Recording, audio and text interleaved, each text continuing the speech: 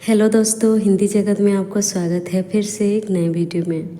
इसमें हम अशोक के फूल निबंध से संबंधित कुछ प्रश्न करेंगे। तो चलिए शुरू करते हैं।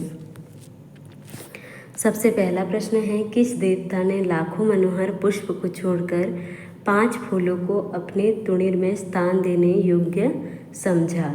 ए कंदर्प, बी शिव, सी विष्णु या डी इनमें से कोई नहीं। तो इसका सही उत्तर है ऑप्शन नंबर ए कंदर्प।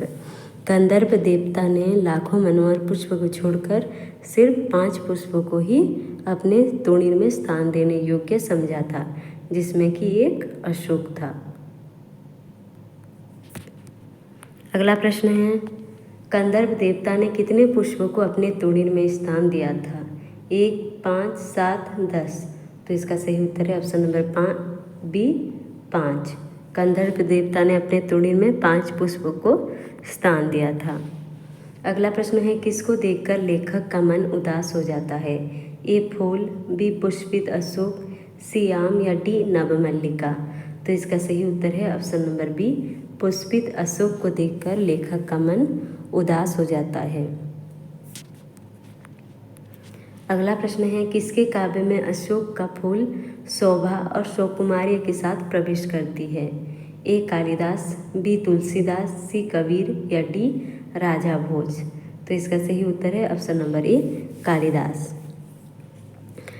कालिदास के पूर्व भी इस फूल को जानते थे, लेकिन कालिदास ने जो इस फूल को महत्व दिया है किसी ने भी नहीं दिया है।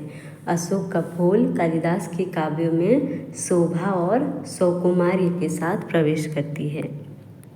निम्नलिखित में से कौन सा फूल कंदर्प देवता ने अपने तुणीर में स्थान नहीं दिया था? ए नवमल्लिका, बी आम, सी गेंदा या डी सी अरविंद या डी गेंदा। तो इसका सही उत्तर है ऑप्शन नंबर डी गेंदा। गेंदा को नहीं दिया था। नवमल्लिका, आम, अरविंद, नीलोत्पल और अशोक।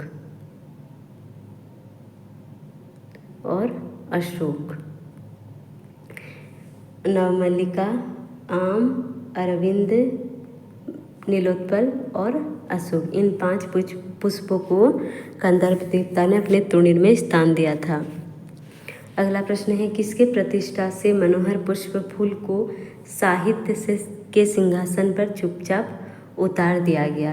ए मुसलमानी सल्तनत, बी दिल्ली सल्तनत, सी हिंदू या डी इनमें से कोई नहीं।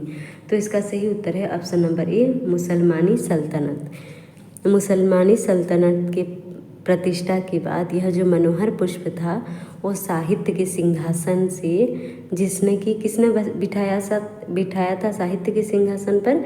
कालिदास ने। और वो जब मुसलमानी सल्तनत की प्रतिष्ठा होती है तो वह धीरे धीरे उतर जाती है और उनके अशोक के भी नाम अशोक फूल के नाम को भी बाद में जिस प्रकार की बुद्ध और विक्रमादित्य के नाम लेते हैं उसी प्रकार अशोक फूल को भी हम बाद में याद किए। अगला है, अशोक कालिदास के काव्य में किस भांति प्रवेश करती है? हवा, मौसम, नववधू के गृह प्रवेश के भांति या डी इनमें से कोई नहीं। तो इसका सही उत्तर है ऑप्शन नंबर सी नववधू के गृह प्रवेश के भांति जो अशोक का फूल कालिदास के काव्यों में प्रवेश करता है। अगला प्रश्न है, उस अशोक के फूल में गरिमा है। क्या है? गरिमा है, पवित्रता है, सुकुमारता है।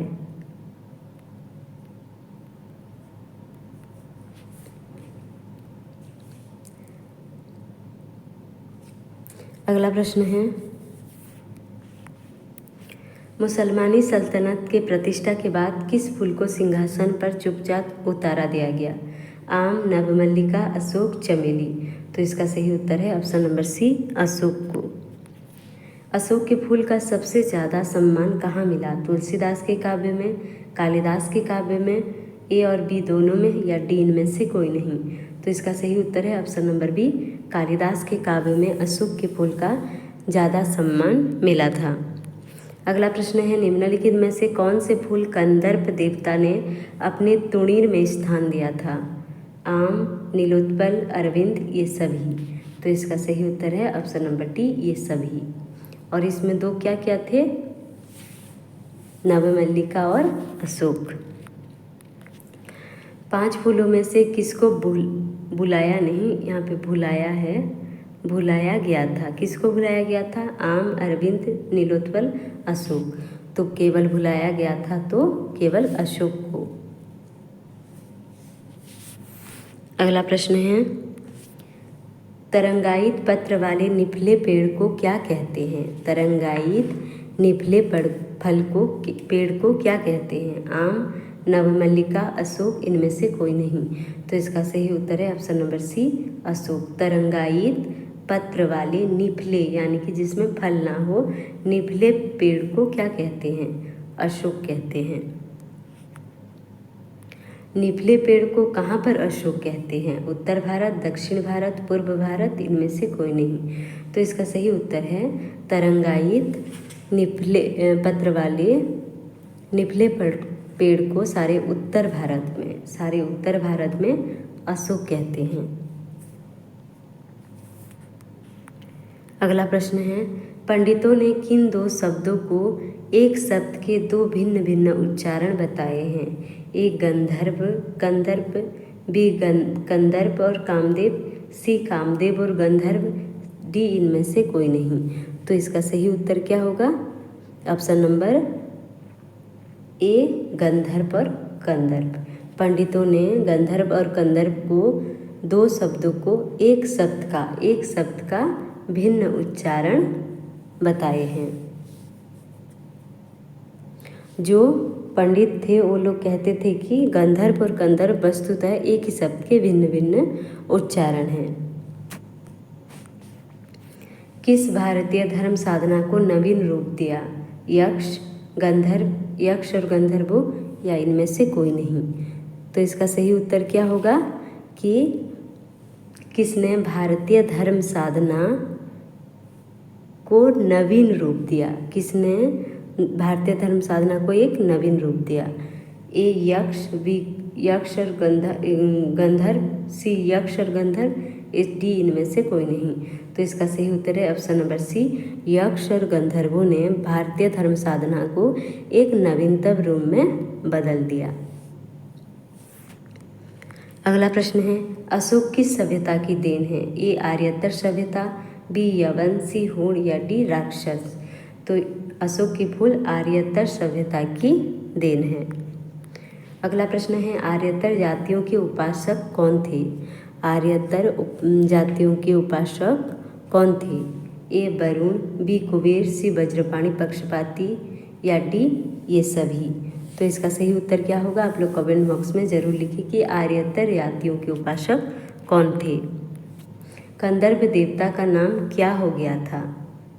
काम, कामदेवी, कामदेवता, या इनमें से कोई नहीं। तो इसका सही उत्तर है ऑप्शन नंबर सी, कामदेवता। कंदर्प देवता का नाम कामदेवता हो गया था, तथापि वह गंधर्व का ही पर्याय है। लेकिन यह किसका पर्याय है? गंधर्व का पर्याय है। कंदर्प और गंधर्व दोनों एक ही शब्द के भिन्न भिन्न उच्चारण हैं। अगला प्रश्न है, कौन शिव से भिड़ने पर पिट चुके थे? गंधर्व, विष्णु, बुद्ध, इनमें से कोई नहीं। तो इसका सही उत्तर क्या होगा? ऑप्शन नंबर ए, गंधर्व। गंधर्व शिव से भिड़ने पर एक बार पिट चुके थे। अगला प्रश्न है, कौन हारने वाले जीवों में ना थे? ए यक्ष, बी कंदर्प, सी शिव, या डी इनमें से कोई नहीं। तो इसका सही उत्तर क्या होगा? कौन हारने वाले जीवों में नहीं थे। इसका सही उत्तर होगा ऑप्शन नंबर बी, कंदर्प। कंदर्प हारने वाले जीवों में नहीं थे। अगला प्रश्न है, कंदर्पों का अंतिम अस्त्र क्या था? आम, नवमल्लिका, अशोक, इनमें से कोई नहीं। तो इसका सही उत्तर है ऑप्शन नंबर सी, अशोक। कंदर्प कंदर्पों का अंतिम अस्त्र क्या था? अशोक था।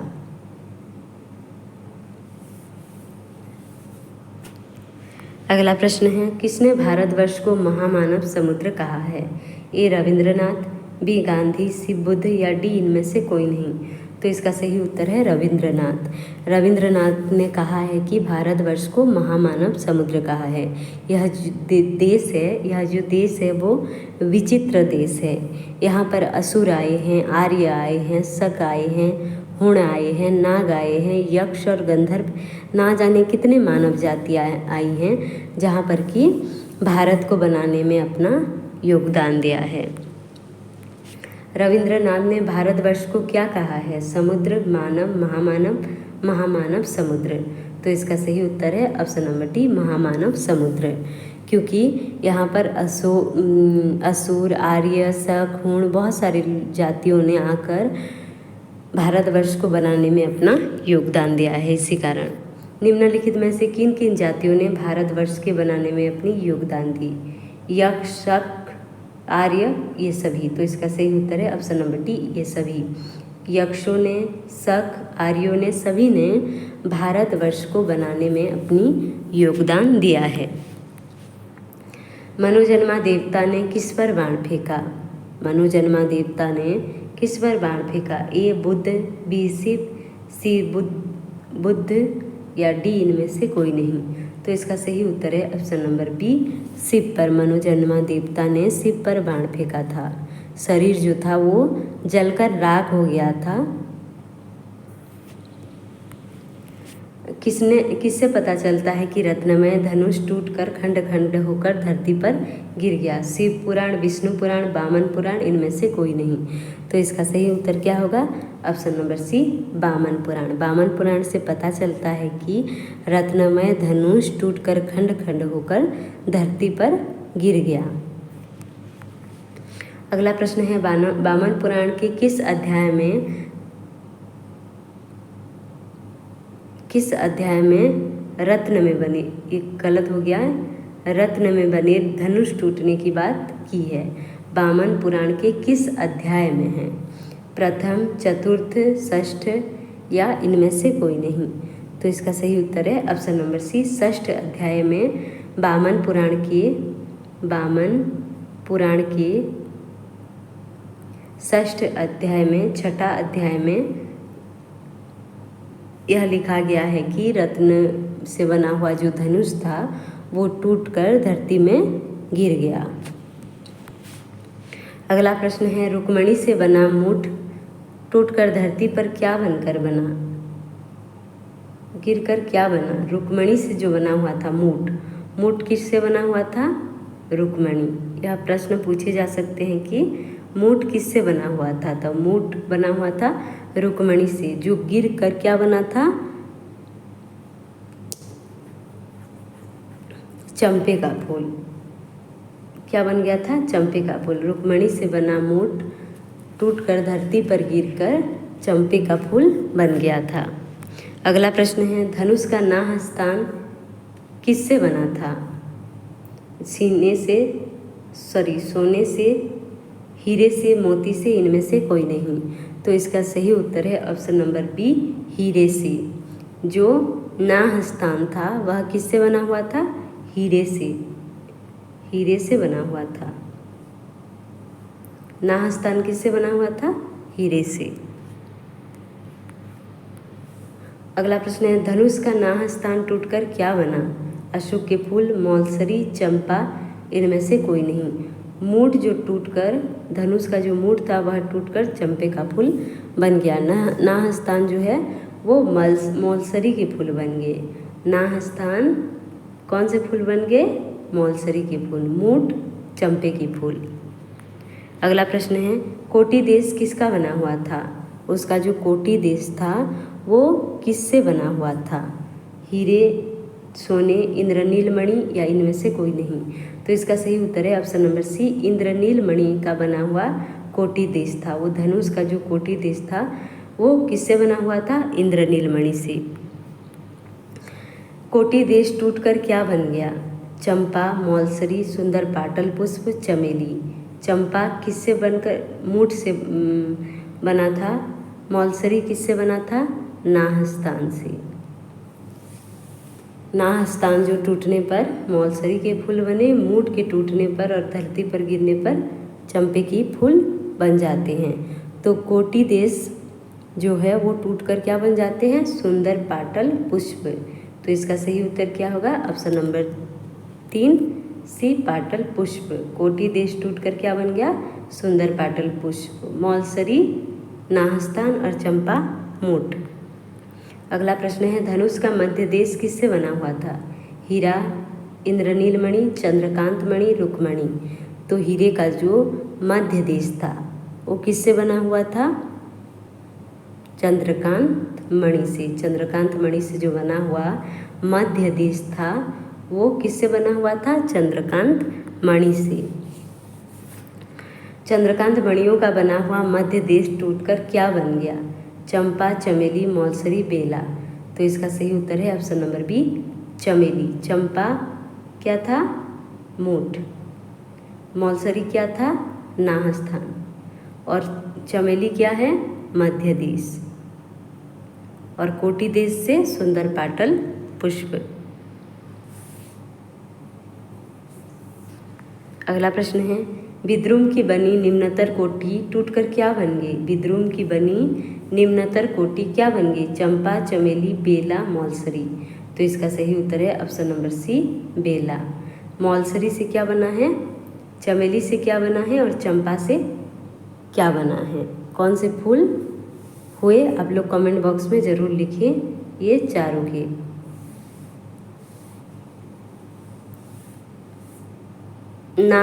मूठ के टूट कर गिरने पर क्या बना? नाह स्थान के गिरने पर क्या बना? कोटि देश के गिरने पर क्या बना?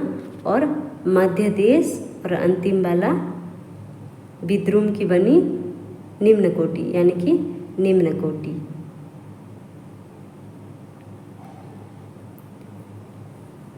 मूठ का क्या था? सबसे पहला चंपे का फूल बन गया। नाहस्तान मौलसरी। कोटि प्रदेश क्या बन गई? सुंदर पाटल पुष्प। सुंदर पाटल पुष्प। और मध्य देश से क्या बना? मध्य देश से बना चमेली। और निम्न कोटि से क्या बन गया? बेला। अगला प्रश्न है, सोम किससे खरीदा जाता था? ए आर्य, बी गंधर्व, सी बुद्ध या डी इनमें से कोई नहीं। तो इसका सही उत्तर है ऑप्शन नंबर बी, गंधर्वों। सोम तो गंधर्वों से खरीदा जाता था। अगला प्रश्न है, संतानार्थिनी स्त्रियां वृक्षों की अपदेवता किसके पास संतान कामनी होकर जाया करती थी? ए यक्ष, बी कुबेर, सी ब्राह्मण या डी इनमें से कोई नहीं।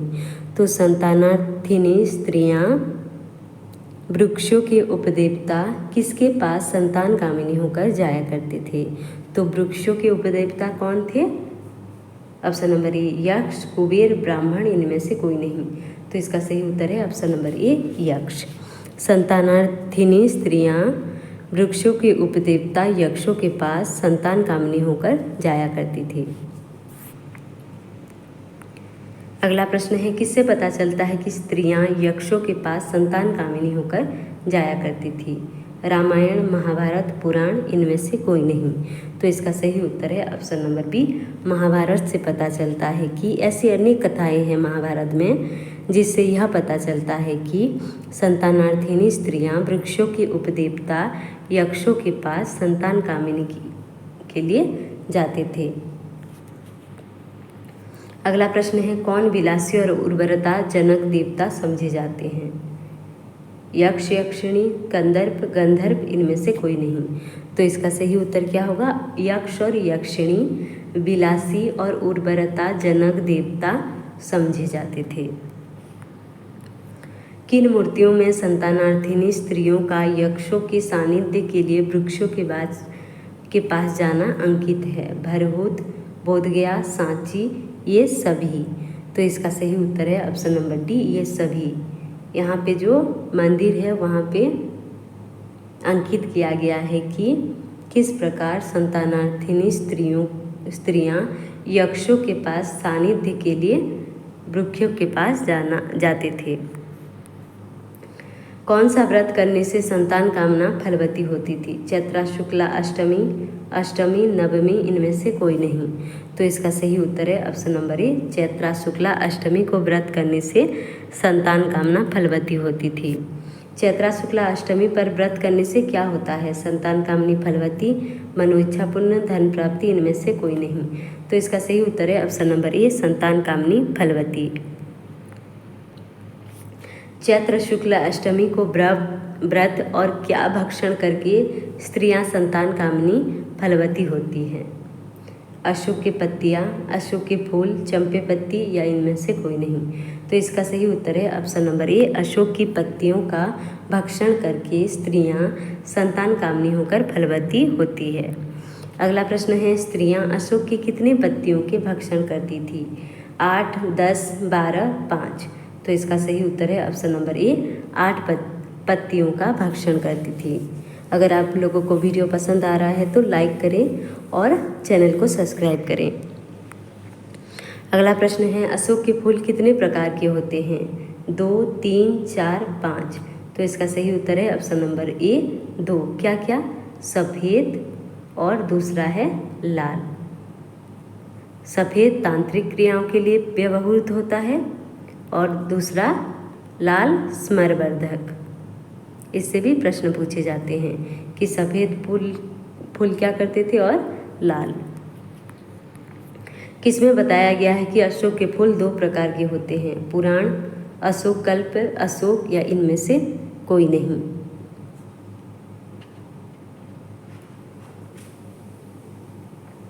तो इसका सही उत्तर क्या होगा? आप लोग कमेंट बॉक्स में ज़रूर लिखिए कि किसमें बताया गया कि अशोक के 2 प्रकार के फूल होते हैं। क्या क्या? एक सफ़ेद और दूसरा लाल। तो इसका सही उत्तर मैं ही बता देती हूँ, अशोक कल्प। अशोक कल्प में बताया गया है कि अशोक के 2 प्रकार के फूल होते हैं। ठीक है, अशोक कल्प में। अगला प्रश्न है, सफ़ेद अशोक के फूल किस कार्य में व्यवहार किया जाता है? तो इसका सही उत्तर है ऑप्शन नंबर ए, तांत्रिक क्रियाओं के लिए तांत्रिक क्रियाओं के लिए सफ़ेद अशोक का फूल का व्यवहार किया जाता था। और लाल स्मरवर्धक। लाल अशोक के फूल किस कार्य के लिए व्यवहार किया जाता था? स्मरवर्धक के रूप में व्यवहार किया जाता था। अगला प्रश्न है, आर्यों का सबसे पहला संघर्ष किसके साथ हुआ? ए देवता, बी असुर, सी ऋषि, या डी इनमें से कोई नहीं। तो इसका सही उत्तर है ऑप्शन नंबर बी, असुरों के साथ। आर्यों का जो सबसे पहला संघर्ष किसके साथ हुआ था? असुरों के साथ हुआ था। अगला प्रश्न है, कौन बड़ी गर्वीली जाति थी? ऑप्शन नंबर ए असुर, बी आर्य, सी यक्ष, या डी गंधर्व।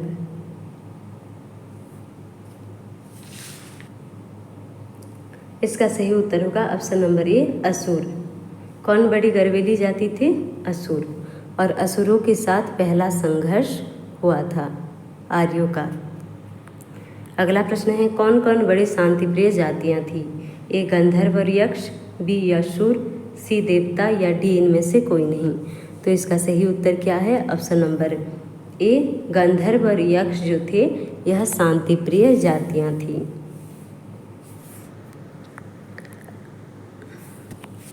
अंत तक बने रहने के लिए धन्यवाद। चैनल में नए हैं तो चैनल को सब्सक्राइब करें, लाइक करें, कमेंट करें और अपने दोस्तों के साथ शेयर करें। मिलते हैं अगले वीडियो में।